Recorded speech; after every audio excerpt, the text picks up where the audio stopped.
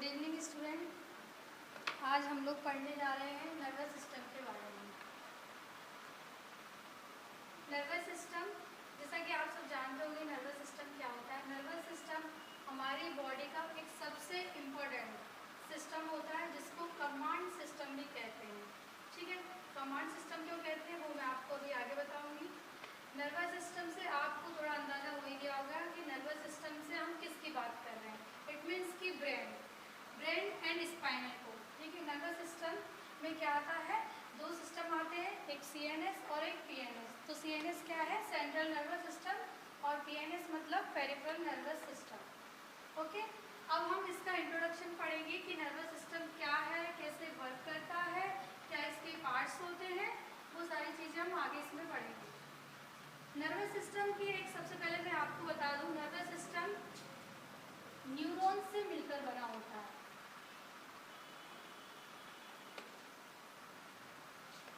Neurons क्या है, neurons nervous system की सबसे छोटी इकाई होती है। मतलब कि it is the basic and small unit of nervous system. हमारा जो पूरा नर्वस सिस्टम है वो न्यूरॉन से मिलकर बना हुआ है। और अगर हम देखें कि एक ह्यूमन अडल्ट में नॉर्मल और एवरेज वेट कितना होता है उसके बारे में देख लेते हैं। ब्रेन का वेट कितना होता है, तो ये एग्जैक्ट है 1336 ग्राम मेल में होता है, 1198 ग्राम फीमेल में होता है। लेकिन जब हम एवरेज देखेंगे तो 1300 से 1400 ग्राम वेट होता है। एक एवरेज वेट है ये ह्यूमन बॉडी का। ओके, एक अडल्ट का। और जैसे जैसे एज बढ़ती जाती है तो क्या होता है कि मतलब वेट डिक्रीज होता है, decrease by 2.7% in female and male both. अब बात करते हैं नर्वस सिस्टम किस तरीके से वर्क करता है। नर्वस सिस्टम को हम कमांड सिस्टम कहते हैं क्योंकि ये एक तरीके से हमारी बॉडी को कमांड करता है। इट मीन्स कि बॉडी को अदर एक्टिविटीज़ करने के लिए यहाँ से जो सिग्नल भेजता है वो ब्रेन ही भेजता है, जिससे कि हमारे बॉडी के जो पार्ट्स हैं वो वर्क करते हैं। ठीक है, तो क्या करता है ये नर्वस सिस्टम, क्या करता है, हमारी बॉडी के मूवमेंट्स को कंट्रोल करता है, थॉट्स को कंट्रोल करता है और ऑटोमेटिक रिस्पांस को कंट्रोल करता है। मूवमेंट्स कैसे, जैसे कि हमारी बॉडी में जो भी मूवमेंट्स हो रहे हैं, हम कुछ कर रहे हैं, कोई भी एक्टिविटीज़ कर रहे हैं, तो वो किसके द्वारा कंट्रोल होगी, नर्वस सिस्टम की। थॉट्स से जो भी हम सोचते हैं, जो भी हमारे दिमाग में विचार जो भी उत्पन्न होते हैं, वो किसकी वजह से, नर्वस सिस्टम की वजह से। ऑटोमेटिक रिस्पॉन्स में क्या आता है, जो कि मतलब इनवॉलेंट्री है। कुछ मूवमेंट्स होते हैं जैसे कि पलक का झपक। और क्या करता है ये बॉडी के, जैसे कि बताया, मूवमेंट्स को कंट्रोल करेगा, थॉट्स को कंट्रोल करेगा और ऑटोमेटिक रिस्पॉन्सेस को कंट्रोल करता है।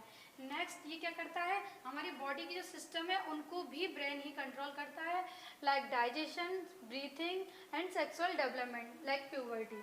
ओके, तो बॉडी में जो भी एक्टिविटीज़ हो रही हैं, डाइजेस्टिव सिस्टम में जो भी एक्टिविटीज़ होती हैं वो भी ब्रेन के द्वारा कंट्रोल होती हैं। ब्रीथिंग है, सांस लेना छोड़ना, वो भी ब्रेन ही कंट्रोल कर रहा है। सेक्सुअल डेवलपमेंट, प्यूबर्टी भी ब्रेन के थ्रू ही कंट्रोल की जाती है।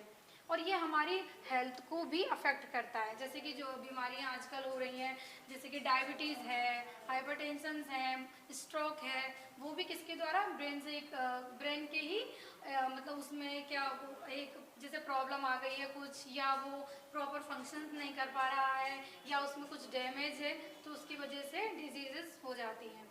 ठीक है, अब हम पढ़ेंगे आगे न्यूरॉन्स। जैसा कि मैंने बताया था, न्यूरॉन्स क्या है, इसकी सबसे छोटी इकाई होती है किसकी, नर्वस सिस्टम की। ये आप सबको पता चल गया है। अब हम न्यूरॉन्स को देख लेते हैं कि न्यूरॉन्स का स्ट्रक्चर कैसा होता है और न्यूरॉन्स कैसे काम करता है। ये न्यूरॉन का स्ट्रक्चर है। ये क्या होता है, डेंड्राइट्स होते हैं न्यूरॉन्स में। ये जो बीच में आपको दिखाई दे रहा है ये क्या है, सेल बॉडी। इसके अंदर क्या होता है, न्यूक्लियस। ठीक है, ये एक्सॉन्स है, ये माइलिन शीथ होती है जो कि क्या होती है, न्यूरॉन को कवर करके रखती है, उसको किसी भी डैमेज, बाहरी डैमेज से बचा कर रखती है। ठीक है, ये मोड ऑफ रेनाइवर है। और ये होते हैं न्यूरोट्रांसमीटर, ये मैं अभी बताऊंगी आगे क्या होते हैं। और ये है साइनेप्टिक बॉन्ड। ठीक है, न्यूरॉन्स के बारे में पढ़ते हैं। न्यूरॉन्स का ये बीच का हिस्सा है जो कि जैसे ह्यूमन सेल में होता है वैसे इसमें न्यूक्लियस पाया जाता है। और सबसे पहले आपको बता दूं, न्यूरॉन्स और नर्वस सिस्टम केवल और केवल किस में पाया जाएगा, आपको एनिमल या ह्यूमन, मतलब कि केवल जीवों में पाया जाता है ये, पादपों में मतलब प्लांट्स में नर्वस सिस्टम नहीं होता है, ठीक है। वरना प्लांट्स भी सोचते, वो भी कोई एक्टिविटीज़ करते नहीं करते हैं ना, क्यों नहीं करते हैं? क्योंकि उनमें नर्वस सिस्टम नहीं है, उनको कोई बॉडी का कोई कंट्रोल मिल ही नहीं रहा, उन्हें कोई मैसेज ही नहीं मिलता कि किसके थ्रू एक्टिविटीज़ करनी है, ठीक है। न्यूरॉन्स है, न्यूरॉन्स का मेन फंक्शन क्या होता है? इसमें तीन चीज़ें सबसे इंपॉर्टेंट है, सेल बॉडी, एक्सॉन्स और न्यूरोट्रांसमीटर। ओके, तो जो भी हमारे बॉडी में जो सिग्नल भेजे जाते हैं, जैसे कि ये हमारा शरीर है, हमें कैसे पता चलेगा कि हम, जैसे हमने चाय का कप है उसमें हाथ डाल दिया, अब आप जल्दी से हाथ हटा लेते हो, क्यों हटा लेते हो? क्योंकि आपको एकदम से सिग्नल मिला कि हाथ जल रहा है, तो आपने वो हटा लिया। तो वो कैसे हुआ वो मैं आपको बताती हूँ, इसके पीछे फंक्शन कैसे है, कैसे इसके पीछे फिजियोलॉजी है। तो जो न्यूरोट्रांसमीटर होते हैं, इसमें क्या होते हैं? केमिकल्स होते हैं, डोपामाइन, एसिटोकेलामाइन, ये केमिकल्स हैं जो कि क्या करते हैं? मैसेंजर का काम करते हैं। ये पूरे हमारी बॉडी में ट्रेवल करता है और ब्रेन को सिग्नल पहुंचाते हैं। न्यूरॉन्स के टाइप्स देखें अगर, तो मोटर न्यूरॉन्स होते हैं, सेंसरी न्यूरॉन्स होते हैं और इंटर न्यूरॉन्स होते हैं। मोटर न्यूरॉन क्या करते हैं? बॉडी के जितनी भी मोटर एक्टिविटीज़ हैं, मूवमेंट्स हैं, वो सब कौन कंट्रोल करता है? मोटर न्यूरॉन कंट्रोल करते हैं। जो भी हम मतलब कोई भी गतिविधि करते हैं, कोई भी एक्टिविटीज़ करते हैं, चलना, खाना, घूमना फिरना, व्हाटएवर, ये किसके थ्रू होता है? मोटर न्यूरॉन्स के थ्रू। और सेंसरी न्यूरॉन क्या करता है? सेंसेस को कंट्रोल करता है। जैसे कि हमने कुछ सोचा, कुछ विचार किया, वो किसके थ्रू हो गया? सेंसरी न्यूरॉन्स के थ्रू, ठीक है। और थर्ड है इंटर न्यूरॉन। तो इंटर न्यूरॉन क्या है? ये इंटरमीडिएट न्यूरॉन्स है, एक तरीके का क्या है ये? Both motor and sensory, both neurons are controlled by inter neurons. ये दोनों न्यूरॉन्स को कंट्रोल करता है। इट मीन्स कि दोनों की एक्टिविटीज़ को ये कंट्रोल करता है, मोटर एक्टिविटीज़ को भी, सेंसरी एक्टिविटीज़ को भी। इसका जैसे कि एग्जांपल आपको बताऊं, जैसे कि एक कैक्टस प्लांट होता है, उसको जैसे आप टच करते हो तो क्या होता है कि जैसे टच किया, आपको फील हुआ कि उसमें मतलब कि आपको जैसे हाथ में जल लग रहा है उससे या कुछ हो रहा है, तो आप तुरंत हाथ हटा लेते हो।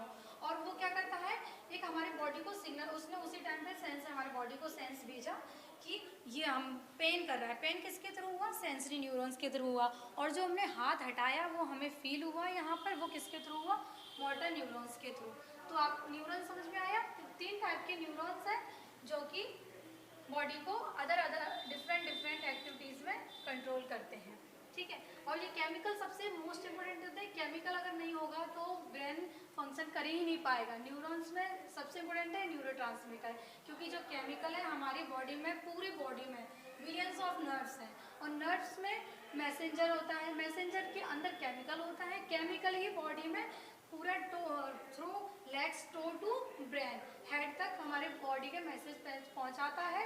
उसके थ्रू ब्रेन पहले मैसेज बॉडी में ये ले जाते हैं केमिकल्स, उसको ब्रेन तक पहुंचाते हैं, ब्रेन उनको इलेक्ट्रिकल सिग्नल्स में कन्वर्ट करता है, और देन अदर बॉडी पार्ट्स को इलेक्ट्रिकल सिग्नल्स ब्रेन के थ्रू आते हैं और वो एक्टिविटीज़ को कंट्रोल करते हैं। तो ये ओवरव्यू था न्यूरॉन्स का। आई hope you guys all understand it. अगर नहीं समझ में आता है तो आपसे पूछ सकते हैं। अब हम पढ़ लेते हैं, इतना सबको समझ में आया? ओके, अब हम पढ़ेंगे CNS और PNS के बारे में, ठीक है। तो CNS क्या है, मैंने बताया आपको, सेंट्रल नर्वस सिस्टम, और PNS क्या है, पेरिफेरल नर्वस सिस्टम। तो CNS में दो पार्ट से मिलकर CNS बना होता है, ब्रेन एंड स्पाइनल कोड, जो कि आप लोगों को उधर दिख रहा है, ब्रेन और स्पाइनल कोड है। और PNS किससे मिलकर बना है? सोमेटिक और ऑटोनोमिक से। तो स्पाइनल कोड, ब्रेन आप जानते हैं, ब्रेन, ठीक है, ब्रेन का मैंने आपको वेट भी बता दिया है। स्पाइनल कोड जो हमारी रीढ़ की हड्डी होती है उसको स्पाइनल कोड कहा जाता है। सोमेटिक और ऑटोनोमिक, सोमेटिक में क्या आता है? वॉलंटरी मूवमेंट्स, ठीक है। वॉलंटरी मतलब कि जो हम खुद कर रहे हैं, जो हमें पता है, हमें सेंस है कि वो हम कर रहे हैं अपनी इच्छा अनुसार। जैसे कि आप कोई काम करते हो, ठीक है, आप आपने कुछ उठाया तो वो आप अपनी मर्जी से कर रहे हो, ठीक है, आप कहीं गए घूमने, वो भी आप अपने मन से कर, मतलब वो हमारे बॉडी के कंट्रोल में होता है सोमेटिक। ऑटोनोमिक क्या है? जिन पर हमारा कंट्रोल नहीं है, वो इनवॉलंटरी है, लाइक यूरिनेशन, है ना, और पलक का झपकना, ठीक है, ये सब किस में आता है? ऑटोनोमिक नर्वस सिस्टम में आता है। तो ये सब आपको समझ में आ गया? ये समझ में आ गया तो इसके बाद हम आगे बढ़ेंगे। अगर कुछ नहीं आया तो आप पूछ सकते हैं।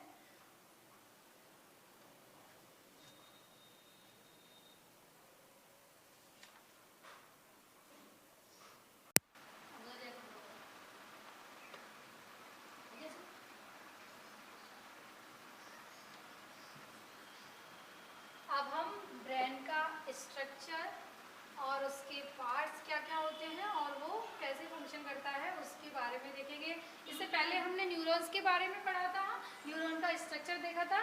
ठीक है, अब नेक्स्ट हम क्या कर रहे हैं, ब्रेन को डिस्क्राइब कर रहे हैं। ठीक है, तो ये है हमारे ह्यूमन ब्रेन का स्ट्रक्चर है। ये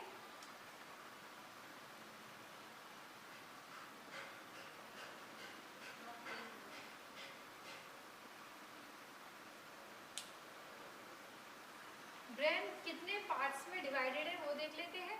ये है फ्रंटल लोब, ये है पैराइटल लोब, ये है ऑक्सीपिटल लोब और ये है टेम्पोरल लोब। ठीक है, कितने पार्ट हो गए, 1 2 3 4, 4 पार्ट्स में ब्रेन को डिवाइडेड किया गया है। फ्रंटल मतलब आगे का जो हिस्सा होता है उसको फ्रंटल लोब कहते हैं, और पैराइटल लोब जो बीच का हो गया, और ऑक्सीपिटल जो हम छोटा दिमाग जिसे कहते हैं पीछे का, वो ऑक्सीपिटल लोब होता है। यहीं पर ये सेरिब्लम होता है। ठीक है, ये जो दिखाई दे रहा है ये क्या है, सेरिबेलम, इसको छोटा दिमाग कहते हैं। ठीक है, और ये क्या है, स्पाइनल कॉर्ड। बताया था ना सीएनएस क्या है, ब्रेन और स्पाइनल कॉर्ड से मिलकर बनता है। तो ये हो गया ब्रेन और ये हो गया स्पाइनल कॉर्ड, तो ये मिलकर पूरा क्या बना है, नर्वस सिस्टम एक बना है इससे। ठीक है, अब हम इसके फंक्शंस की बात करते हैं। तो जो आपको ये लेयर दिखाई दे रही है, इसमें जो आउटर मोस्ट लेयर है कॉर्टेक्स, ये ब्रेन की आउटर मोस्ट लेयर होती है। ये क्या करती है, ब्रेन को प्रोटेक्ट भी करता है, और जितनी भी हमारे मतलब सेंसरी मूवमेंट्स हैं, जैसे कि थिंकिंग है, वो किससे स्टार्ट होता है, कॉर्टेक्स में ही थिंकिंग की प्रोसेस स्टार्ट होती है। ठीक है, और जो ब्रेन स्टेम है जो कि किससे मिलकर बना है, ब्रेन और स्पाइनल कॉर्ड के जो बीच का मीडिएटर है, बीच का जो मिडिल है, उसको हम क्या कहते हैं, ब्रेन स्टेम। तो जितनी भी मोटर एक्टिविटीज हैं वो किसमें स्टार्ट होती हैं, ब्रेन स्टेम में स्टार्ट होती हैं। ठीक है, तो आपको समझ में आया, कॉर्टेक्स के 2 पार्ट है, मोटर कॉर्टेक्स और सेंसरी कॉर्टेक्स। मैंने बताया था जो थिंकिंग की और मूवमेंट्स की जो प्रोसेस है वो किसमें स्टार्ट होती है, कॉर्टेक्स में। ब्रेन के कौन से पार्ट में, कॉर्टेक्स में स्टार्ट होती है मोटर एक्टिविटीज और सेंसर एक्टिविटीज। ठीक है, अब हम डिफरेंट पार्ट्स के बारे में थोड़ी सी जान लेते हैं इसके बारे में। फ्रंटल लोब क्या है और पैराइटल लोब क्या है, उसके बारे में हम थोड़ा सा जान लेते हैं। ठीक है, तो फ्रंटल लोब जैसा मैंने बताया कि आगे का मतलब ब्रेन, ये हमारा पूरा मस्तिष्क है, ये आपको दिखाई दे रहा है, ये ब्रेन है। तो जो आगे का दिखाई देता है वो आगे का हिस्सा वो क्या है, फ्रंटल लोब है। तो फ्रंटल के क्या फंक्शन होते हैं, पैराइटल के क्या फंक्शन है, और टेम्पोरल ये वाला होता है, जो ये 2 दिखाई दे रहे हैं, ये कौन सा होता है, टेम्पोरल होता है। ठीक है, तो फ्रंटल, पैराइटल, टेम्पोरल और ऑक्सीपिटल लोब के बारे में अब हम बात करेंगे। ठीक है, तो जो पैराइटल लोब है वो क्या करता है, पैराइटल लोब क्या करता है, ये हमारे बॉडी के मतलब कि सेंसेशन का, मतलब जैसे कि हमने लिखा कुछ, ठीक है, जैसे हैंड राइटिंग का काम करते हैं, तो वो किसके थ्रू होता है, फ्रंटल लोब के थ्रू होता है। और जितनी भी मोटर एक्टिविटीज़ है, जजमेंट है, वो किसके थ्रू है, मतलब कोई डिसीजन लेना है हमें, जजमेंट करना है, तो वो सबसे पहले ब्रेन का कौन सा भाग, अपन ऐसे करते हैं तो कौन सा भाग उसको करता है, फ्रंटल लोब है, जो क्या करेगा, मतलब उसमें जजमेंट करने का वो काम करता है। वो बॉडी ब्रेन को सिग्नल देगा कि ये मतलब डिसीजन लेना है, तो वो केमिकल्स होते हैं वो ब्रेन के किस पार्ट में, फ्रंटल लोब में जाते हैं, उसके थ्रू हम डिसीजन वगैरह लेते हैं। ठीक है, अब है दूसरा पैराइटल लोब। तो पैराइटल लोब मेनली क्या करता है, ये बॉडी के जैसे कि मतलब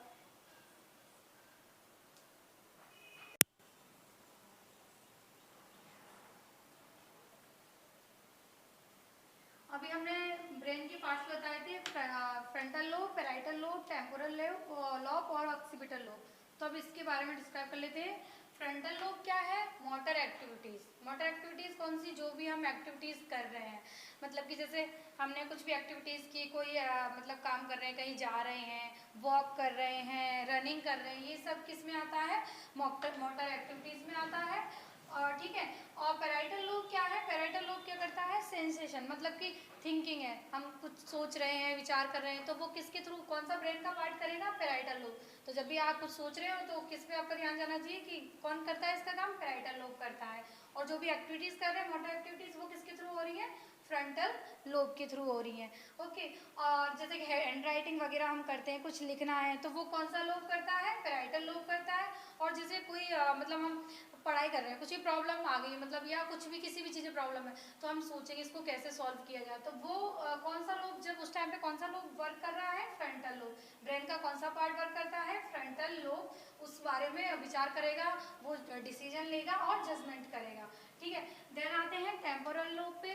तो टेम्पोरल लोब क्या करता है, मतलब कि जो भी हमारी मेमोरी है, कुछ भी हम याद रखते हैं या पुराना कुछ भी ये सोचते हैं, मतलब मेमोरी में कैद रहता है, तो वो किस में रहता है, टेम्पोरल लोब में। और जो हम सुनते हैं, हियरिंग एक्टिविटीज़ हैं, वो भी किसके थ्रू कंट्रोल होती है, टेम्पोरल लोब के थ्रू कोऑर्डिनेशन और कंट्रोल होता है।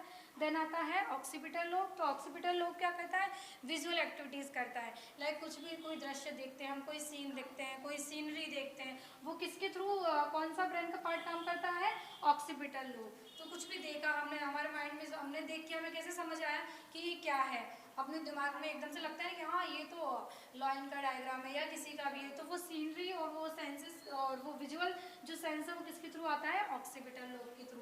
तो ये था ब्रेन के लोब का description. I hope you guys all understand.